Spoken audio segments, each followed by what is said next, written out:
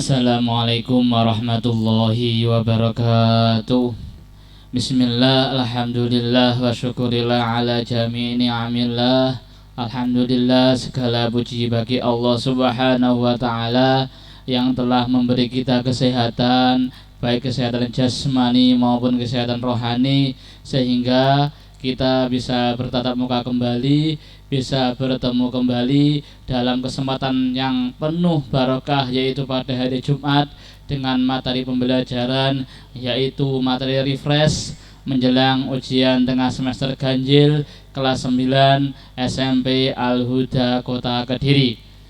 Shalawatullah wassalamuhu semoga terlimpahkan kepada junjungan kita Nabi Agung, Nabi besar Muhammad sallallahu alaihi wasallam, yang selalu kita harap-harap syafaatnya dan selalu kita harap-harap beliau mengakui umatnya, sehingga kita besok di hari kiamat mendapatkan syafaatnya. Amin Allahumma amin. Anak-anakku yang berbahagia, hari ini ada yang berbeda. Biasanya untuk kelas 9 yang menyampaikan materi adalah Bu Mai atau Bu Siti, Dokter Anda Siti Maimunah. Nah, berhubung pada pagi hari ini beliau ada halangan, yang menyampaikan adalah saya, yaitu Muhammad Rozikin SPD. Maka dari itu saya mohon dengan hormat, dengan sangat kepada anak-anak kelas 9 untuk mempersiapkan buku tulisnya. Jikalau ada hal-hal yang penting, hal-hal yang sangat berharga, bisa kalian catat.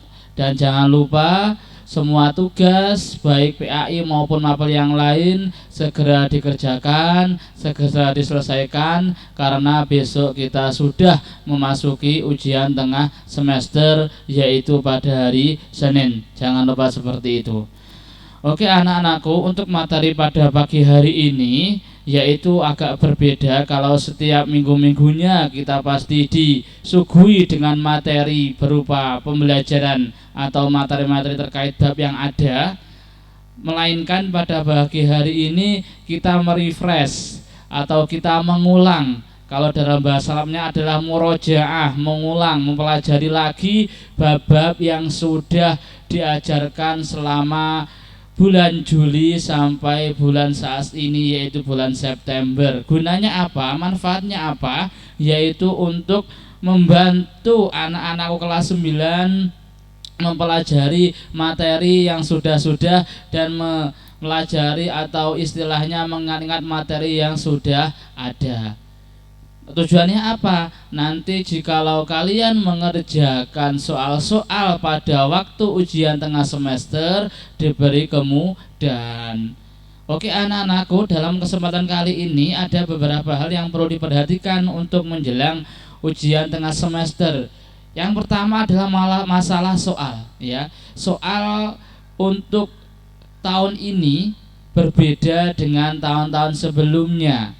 Kalau tahun sebelumnya itu hanya sekedar jelaskan dan lain sebagainya untuk mapel PAI, tapi untuk kali ini soalnya adalah soal deskripsi. Ada soal-soal cerita atau apa yang kemudian kalian sangat memahami, bisa memahami dan baru menjawabnya. Kalaupun langsung menjawab tidak bisa, karena tidak tahu deskripsi masalah yang ada, seperti itu. Maka dari itu sebelum kalian menjawab nanti harus terlebih dahulu membaca, kemudian memahami, menelaah soal yang ada, baru bisa menjawab. Adapun contoh-contoh soal atau refresh materi pada pagi hari ini merupakan contoh kecil, contoh miniatur soal yang bisa kalian samakan, bisa kalian pelajari, yang bisa kita samakan dengan soal-soal yang ada pada waktu ujian nanti. Soalnya tidak jauh seperti ini, ya. Soalnya tidak jauh seperti ini, tidak cukup apa yang dimaksud, tidak, melainkan deskripsi masalah, seperti itu. Ini merupakan contoh soal yang kemudian sudah saya rangkum mulai dari bab awal hingga bab September pada bulan ini.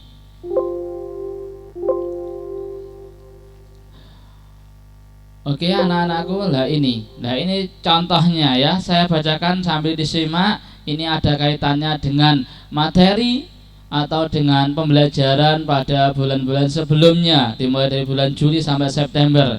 Yang pertama yaitu salah satu rukun dari rukun iman dan salah satu akidah dari akidah Islam yang dibawa dan diajarkan Rasulullah, yaitu meyakini dengan sepenuh hati bahwa dunia yang kita tempati beserta isinya ini akan hancur binasa dan berganti dengan kehidupan yang kekal abadi sebagai tempat pembalasan atas semua amal perbuatan di dunia. Pernyataan tersebut merupakan pengertian dari apa? Ya, hari kiamat atau iman kepada malaikat, kitab Allah ataupun Rasul ataupun hari akhir. Dari sini kita bisa mentelaah bahwasannya hari akhir. Kenapa kok hari akhir? Karena hari akhir termasuk rukun iman. Yang satu itu. Terus yang kedua, rukun yang menjelaskan tentang kehidupan akhir yang akan kita alami. Kemudian setelah kita meninggal, setelah kehidupan berakhir ada hidup lagi. Hancur binasa semua alam, kemudian beralih dari alam dunia menjadi alam akhirat. Ini dinamakan sebagai percaya iman kepada hari akhir. Seperti itu. Karena apa? Karena situ ada kata-kata sepenuh hati bahwa yang kita tempati bumi ini dan isinya alam semesta akan hancur. Ini alam dunia. Kemudian berganti dengan kehidupan yang kekal, yaitu alam akhirat. Nah, ini dinamakan sebagai iman kepada hari akhir. Seperti itu. Itu contoh soal yang pertama. Taruh sini. Ini selanjutnya. Ketika pulang sekolah, Amir disuruh oleh ibunya untuk mencuci piring. Ya, padahal Mas Amir sudah merasa lapar sekali. Namun Amir tetap melaksanakan perintah ibunya. Perilaku Amir tersebut menunjukkan sikap apa? Lemah lembut, hormat dan patuh pada orang tua, mengeluh atau membantu pekerjaan. Nah, di antara konteks yang ada itu kira-kira apa yang cocok? Ya, yang cocok adalah hormat dan patuh kepada orang tua. Kenapa kok seperti itu? Di pembelajaran yang sudah disampaikan oleh Bu Siti Maimunah, mungkin disampaikan selama perintah orang tua itu tidak melanggar syariat, tidak melanggar agama, maka kalian semua itu wajib menjalankannya. Sebaliknya, jikalau perintah itu melanggar syariat, melanggar agama, maka kalian berhak untuk menolaknya atau melawannya atau tidak melaksanakannya.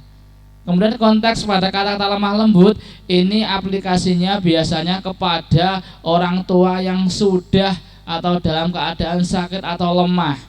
Maka kalian harus berlaku lemah lembut dan jangan sampai mengeluh, ya.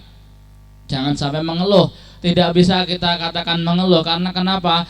Karena sebanyak apapun sesuatu yang kita berikan kepada orang tua itu tidak sebanding dengan apa yang diberikan oleh orang tua kepada kita. Tidak ada apa-apanya, ya, seperti itu. Oke.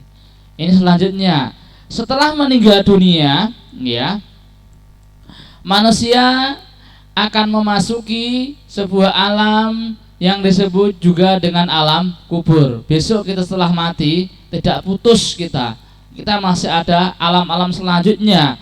Fase atau alam yang kita alami, yang kita temui setelah alam dunia, yaitu alam kubur.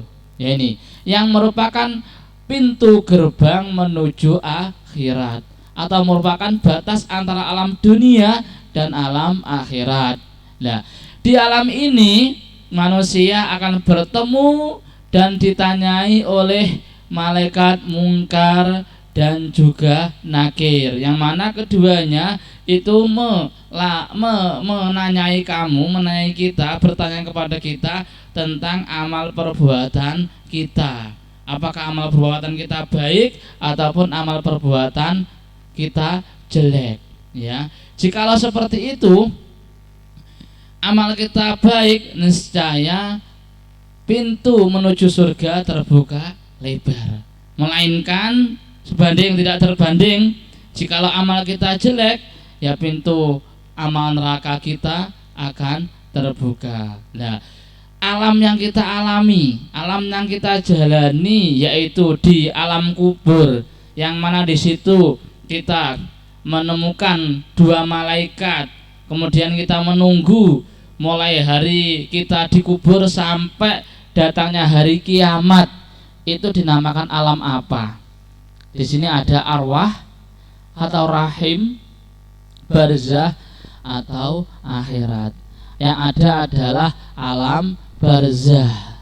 Kalau alam rahim itu pada waktu, atau alam arwah itu pada waktu alam kita berada di kandungan orang tua, itu dinamakan alam rahim. Kalau barzah itu adalah alam kubur, kata lain daripada alam kubur. Kalau alam akhirat adalah alam setelah kubur, atau setelah terjadinya kiamat kubro. Setelah manusia semua yang meninggal dibangunkan, nah itulah terbuka alam akhirat, yang mana dalam alam akhirat itu banyak sekali. Ada alam mahsyar, kemudian ada alam mizan dan sebagainya, dan endingnya ada alam surga, ada alam neraka, seperti itu. Oke, selanjutnya ini masalah etika kita, membahas tentang etika yang ada pada pembelajaran kelas 9. Rasyid disuruh ayahnya pergi ke warung untuk membeli beras dan juga minyak goreng. Rasyid diberi uang sebesar 20.000 dan masih ada kembaliannya, yaitu 2.000. Uang kembaliannya itu diberikan lagi kepada ayahnya. Perilaku yang ditujukan oleh Rasyid merupakan contoh perilaku yang bagaimana? Apakah jujur atau boros, empati atau istiqomah? Dalam konteks pembahasan kali ini lebih mengarah ke arah jujur, ya. Karena kenapa? Karena meskipun ada kembaliannya, kadang manusia, kadang kita itu tidak mengembalikan kembaliannya. Jangan seperti itu, tidak boleh. Haram hukumnya uang yang tidak semestinya, cara mencarinya haram. Niscaya kalau uang yang kita cari haram, kemudian kita konsumsi, maka darah yang mengalir di tubuh kita itu niscaya darah yang najis atau haram. Otomatis kalau yang kita konsumsi perkara yang haram, niscaya imbasnya kepada hati. Hati akan semakin keras. Kalau hati semakin keras, niscaya dinasehati, diberi stimulus baik, diberi aura positif, pasti melawan atau menolaknya, karena qaswatul qulub atau hatinya keras. Lah itu bermula dari mana? Ya seperti ini. Uang yang kita peroleh itu semuanya diambil dari cara yang haram, seperti itu. Oke. Perhatikan ilustrasi berikut ini. Salim adalah siswa yang menghormati dan mentaati gurunya. Ya, perhatikan. Setiap berjumpa dengan guru selalu mengucapkan salam, jangan sampai melengos. Kalau anak-anak sekarang tidak seperti itu, ketemu gurunya ya wis gak kenal, mungkin sudah keluar dan tidak ketemu setahun, alumni ketemu gurunya gak mau menyapa. Jangan, ya. Kenapa kok seperti itu? Karena guru itu adalah menempati posisi orang tua kedua setelah bapak ibu kamu di rumah. Kalau bapak ibu kamu di rumah itu yang tarbiyatul jasad atau tarbiyatul zahir. Kalau bapak ibu di rumah itu kewajibannya atau posisinya mendidik kalian dari segi fisiknya. Tetapi kalau bapak ibu guru itu tarbiyatul batin, ya, rawat kalian dalam segi batinnya, ya, seperti itu. Harus diperhatikan, jangan dianggap guru itu tidak ada gunanya, ya. Sikapnya sopan dan ketika berbicara dengan bahasa yang santun. Tugas dari guru selalu dikerjakan dengan baik. Sikap tepat yang mendasari Salim untuk berperilaku tersebut adalah: 1. Guru adalah orang tua kita juga di sekolah yang selalu memberikan ilmu dan nilai budi pekerti.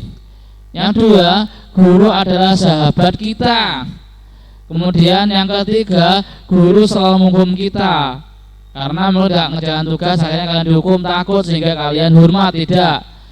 Guru keberadaannya adalah pelengkap KBM. Mana kira-kira? Apa yang mendasari kalian taat, kalian hormat, kalian menjunjung tinggi kepada guru? Yaitu guru adalah orang tua kita. Karena di awal tadi saya katakan, kalau orang tua itu tarbiyatul zahir, mendidik dari segi zahirnya. Kalau orang tua, kalau guru itu tarbiyatul batin, atau orang yang mendidik batin kita di sekolah, seperti itu. Nah, perhatikan pernyataan berikut, ini mengarah ke zakat. Dinamakan dengan istilah zakat harta. Dikeluarkan untuk fakir miskin 2,5 kilogram. Nisabnya atau batas minimal mengeluarkan zakat adalah 750 kilogram. Ditunaikan sampai sebelum sholat Idul Fitri. Nah, dikeluarkan untuk fakir miskin 2,5%.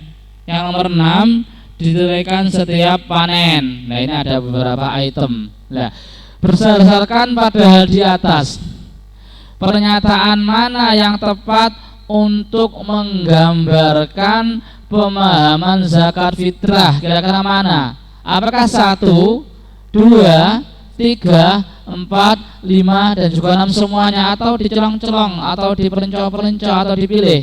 Kira-kira mana yang cocok? Ya. Yang pertama cocok adalah nomor 2. Dikeluarkan untuk fakir miskin yang setiap kadarnya 1 orang mengeluarkan 2,5. Kemudian nomor 4 yang cocok, ditunaikan sebagai atau ditunaikan sebelum sholat Idul Fitri. Itu adalah konteks sebagai zakat fitrah, ya. Setahun cuma sekali mengeluarkannya, kadarnya atau nisabnya yaitu 2,5.